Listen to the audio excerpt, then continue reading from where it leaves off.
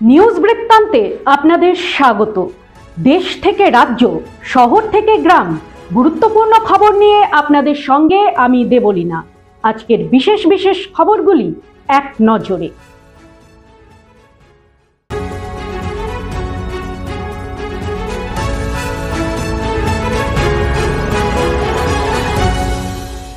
সারাদিনের নিউজ বৃত্তান্ত নিবেদন করছেন Agnishwar jewellers, NS road, Raiganj. Shri Dhaka jewellers, Gitanjali cinema হলের বিপরীতে। প্রকাশ্য দিনে দুপুরে স্বনির্ভর দলের মহিলার হাত থেকে প্রায় 2.5 লক্ষ টাকা ভর্তি ব্যাগ ছিনিয়ে মহিলাকে রাস্তায় ছুঁড়ে ফেলে চম্পট দিল বাইক আরোহী দুষ্কৃতীরা। সিসিটিভি ক্যামেরায় ধরা পড়ল ছিনতাইয়ের সময়ের রোমহর্ষক সেই ভিডিও। স্থানীয় সূত্রে জানা গিয়েছে, চোপড়া থানার একটি রাষ্ট্রায়ত্ত ব্যাংক থেকে তুলসী রায় নামে ওই মহিলা স্বনির্ভর গোষ্ঠীর সদস্য হিসেবে 1.5 লক্ষেরও বেশি টাকা ব্যাংক থেকে তোলে এবং তার কাছে আগে থেকেই আরও বেশ কিছু টাকা ছিল। সব মিলিয়ে ওই মহিলা স্বনির্ভর দলের প্রায় 2.5 লক্ষ টাকা ব্যাগে রাখা ছিল। চোপড়া থানার কলাগঞ্জ গ্রামের কাছে দুই দুষ্কৃতী হেলমেট পরে মোটর বাইকে চেপে এসে তার ব্যাগ টেনে ছিনিয়ে নেওয়ার চেষ্টা করে। তুলসী দেবী দুষ্কৃতীকে বাধা দেওয়ার চেষ্টা করলেও শেষ রক্ষা হয়নি। টাকা ভর্তি ব্যাগ ছিনিয়ে নেওয়ার সময় মহিলা বাধা দিলে তাকেও টেনে হিঁচড়ে অনেক দূর পর্যন্ত নিয়ে গিয়ে শেষমেশ রাস্তায় ফেলে দিয়ে টাকা ভর্তি ব্যাগ ছিনিয়ে চম্পট দেয় দুষ্কৃতীরা। মহিলার চিৎকার চেঁচামেচিতে আশপাশের লোকজন ছুটে আসে। খবর পেয়ে ঘটনাস্থলে পৌঁছয় চোপড়া থানার পুলিশ। সিসিটিভির তথ্য ধরে পুলিশ একজনকে আটক করেছে বলে জানা গেছে। ঘটনার তদন্ত শুরু করেছে চোপড়া থানার পুলিশ। হেমতাবাদ বিদ্রোহী ক্লাবের কালী মন্দিরে চুরি হওয়ার 48 ঘন্টার মধ্যেই চুরিকাণ্ডের কিনারা করল হেমতাবাদ থানার পুলিশ। বুধবার রাতে রায়গঞ্জের কর্ণজোড়া থেকে গ্রেপ্তার করা হয় দুই দুষ্কৃতীকে। পুলিশ সূত্রে জানা গিয়েছে, ধৃতরা হলো রামকৃষ্ণ সরকার ও গোলাম রহমান।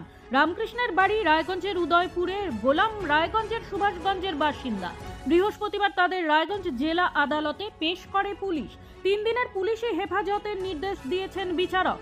প্রসঙ্গত, সোমবার রাতে হেমতাবাদ থানার বিদ্রোহী কালী মন্দিরে দুঃসাহসিক চুরির ঘটনা ঘটেছিল। মন্দির থেকে দেবী মায়ের রূপোর মুকুট, খড়গ, কোমরের বিছে, পায়ের নুপুর সহ লক্ষাধিক টাকার গহনা চুরি হয়।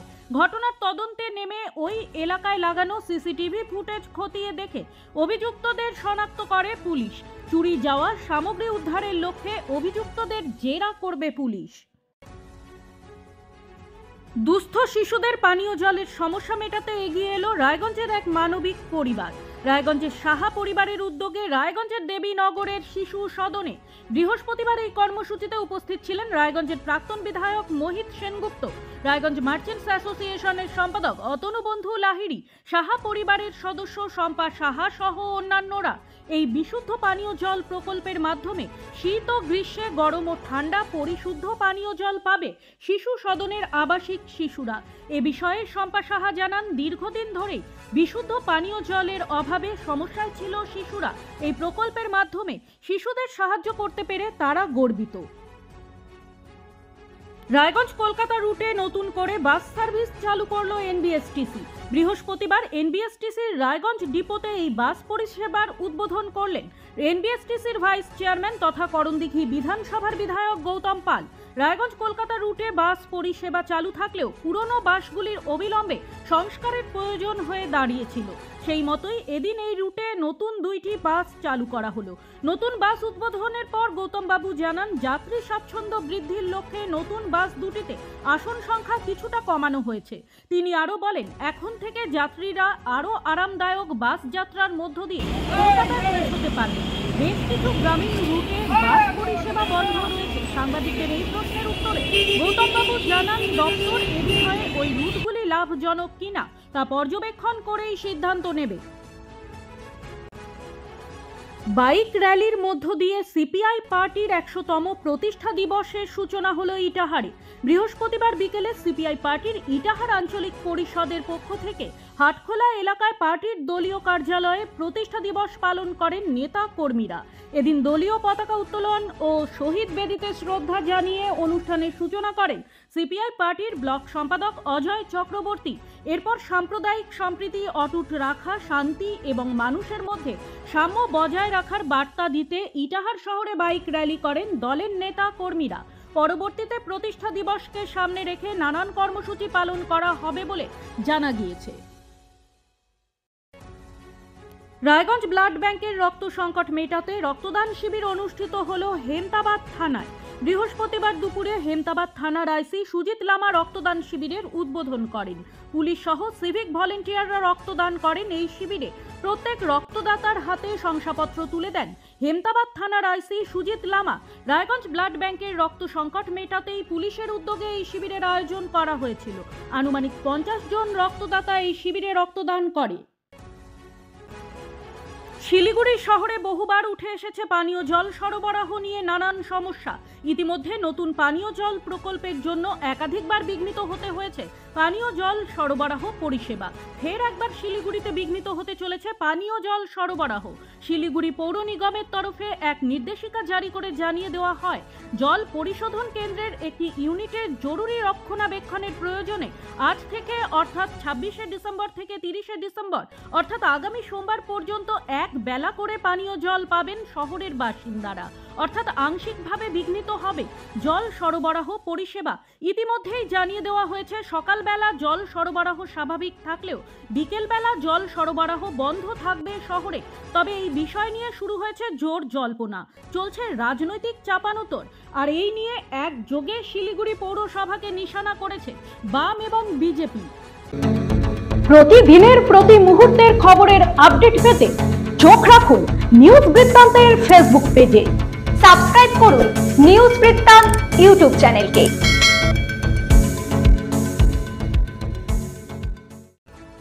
বুধবার সকালে বাবুপাড়া আলো চৌধুরী মোড়ে নিজের কর্তব্যে ব্যস্ত ছিলেন সুরজিৎ পাল নামে এক ট্রাফিক কনস্টেবল। টিফিন করার সময় হঠাৎ দেখেন তার পাশে থাকা ব্যক্তি উধাও।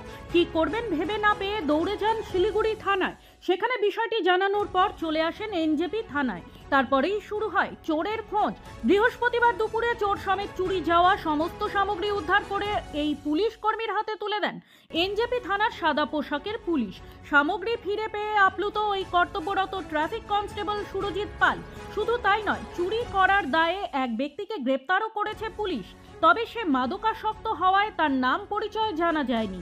দিনে দুপুরে শহরের ব্যস্ততম রাস্তায় পুলিশের ব্যাগ চুরির মতো ঘটনায় রীতিমতো সাধারণ মানুষের নিরাপত্তা নিয়ে প্রশ্ন উঠতে শুরু করেছে। আজ মাননীয় মুখ্যমন্ত্রীর উদ্যোগে মিনার্ভা নাট্য সংস্কৃতি চর্চা কেন্দ্রের আয়োজনে জেলা তথ্য ও সংস্কৃতি দপ্তরের ব্যবস্থাপনায় এবং উত্তর দিনাজপুর জেলা প্রশাসনের সহযোগিতায় কালিয়াগঞ্জের নজমু নাট্য নিকেতনে শুভ সূচনা হল বিনোদিনী নাট্যোৎসবে। উপস্থিত ছিলেন জেলা সভাধিপতি পম্পা পাল, মহকুমা শাসক কিংসুক মাইতি সহ অন্যান্য জনপ্রতিনিধিগণ এবং আধিকারিক বর্গ। উদ্বোধনী অনুষ্ঠানের আগে একটি বর্ণাঢ্য শোভাযাত্রার আয়োজন করা হয়। এই শোভাযাত্রায় পা মেলান মহকুমা শাসক, স্থানীয় জনপ্রতিনিধিগণ সহ শহরের বিভিন্ন থিয়েটার দল, সাংস্কৃতিক দল। শোভাযাত্রায় মানুষের স্বতঃস্ফূর্ত অংশগ্রহণ ছিল চোখে পড়ার মতো। বৃহস্পতিবার বিকেলে বালুরঘাট নাট্য উৎকর্ষ কেন্দ্রের আয়োজনে দক্ষিণ দিনাজপুর জেলা প্রশাসনের উদ্যোগে বাংলার নাট্য পার্বণ অনুষ্ঠানের শুভ সূচনা হলো। এদিনের এই অনুষ্ঠানে উপস্থিত ছিলেন দক্ষিণ দিনাজপুর জেলার জেলা শাসক বিজেন কৃষ্ণ, পুলিশ সুপার চিন্ময় মিত্তাল, জেলা পরিষদের সভাধিপতি চিন্তামণি বিহা, সহ সভাধিপতি অম্বরীশ সরকার সহ অন্যান্যরা। 26 থেকে 30 তারিখ পর্যন্ত আয়োজিত এই অনুষ্ঠানে জেলার 20টি নাট্য দল এবং কলকাতার একটি একগোষ্ঠী নাটক পরিবেশন করবে। নাচে গানে বক্তব্যের মধ্যে দিয়ে এদিন অনুষ্ঠানের শুভ সূচনা হয়।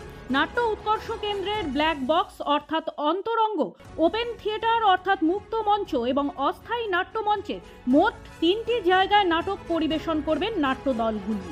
এদিনের অনুষ্ঠান ঘিরে সকলের উৎসাহ ছিল চোখে পড়ার মতো। সারাদিনের নিউজ বৃত্তান্ত আজ এই পর্যন্তই। দেখতে থাকুন, সঙ্গে থাকুন, চোখ রাখুন নিউজ বৃত্তান্তে। নিউজ বৃত্তান্ত, হলুদ নয়, স্বচ্ছ।